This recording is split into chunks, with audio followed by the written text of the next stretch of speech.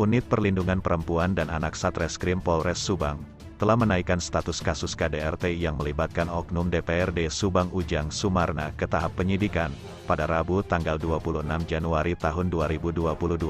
Hal tersebut berdasarkan SP2HP, surat pemberitahuan perkembangan hasil penyidikan yang diterima oleh korban atau pelapor NN, berdasarkan informasi dari petugas di unit PPA. Selanjutnya penyidik akan memintai keterangan saksi ahli dari tim dokter psikiatri. Seperti yang telah diberitakan sebelumnya bahwa korban yang berinisial NN telah melaporkan kasus tersebut ke Mapolres Subang pada Rabu tanggal 10 November tahun 2021, didampingi tim Divisi Bantuan Hukum Forum Masyarakat Peduli Jawa Barat. Berikut kronologi tindak kekerasan yang dilakukan oknum anggota dewan tersebut. Awal menikah pada tanggal 17 April tahun 2013 memang manis, namun selanjutnya korban kerap dipukuli hingga ditendang sang oknum. Akibatnya korban mengalami luka memar bahkan hingga berdarah-darah. Tak hanya itu, korban pun kerap mendapat kekerasan secara verbal berupa perkataan kasar dan ancaman oleh sang oknum. Pada bulan Mei tahun 2014 ketika itu bersamaan dengan penghitungan suara pemilu, hanya gara-gara makanan, S tega menendang korban hingga terjungkal ke tempat tidur. Akibatnya korban sempat mengeluh sesak nafas dan oleh S dibawa ke Rumah Sakit Mekar Arum untuk dironsen, namun hasil ronsennya dibawa oleh S. Pada November tahun 2017 hanya gara-gara berkenalan dengan pria Turki, korban kembali mengalami tindakan kekerasan yang menyebabkan luka memar di tubuh, bahkan korban hingga ngedrop dan dilarikan ke RS sampai dirawat di RSUD. Kejadian kekerasan tersebut disaksikan orang tua juga anak N yang masih kecil.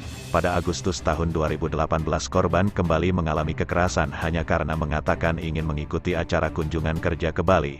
Karena pada saat itu teman sesama istri anggota DPRD Subang mengikuti acara tersebut.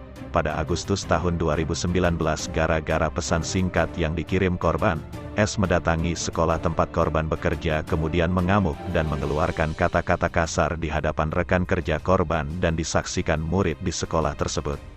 Pada Desember tahun 2019 hanya karena korban membeli handphone Android, korban kembali menerima kekerasan, tidak hanya memar tapi juga mendapat luka di telinga sebelah kiri. Pada 2020 N sering mengalami kekerasan verbal secara langsung ataupun melalui chat dan telepon. Terakhir pada Juni tahun 2021 hanya gara-gara handphone mati tidak bisa dihubungi, korban kembali mengalami kekerasan, namun tindakan itu direkam oleh keponakan korban hingga videonya viral. Ayo balik! Ayo balik! Om, udah om. Bertanggung jawab siapa perbuatan siapa yang kain? Hah? Ah, ngomong naon? Ngomong naon kain siapa? Om, udah om. Om, udah om. Astagfirullahaladzim, om, udah. Om, udah om. Om, dia. Ah, dia. Oh. Om, udah. Ayo balik! Ayo balik! Om, udah om. Bertanggung jawab siapa perbuatan siapa yang kain? Hah?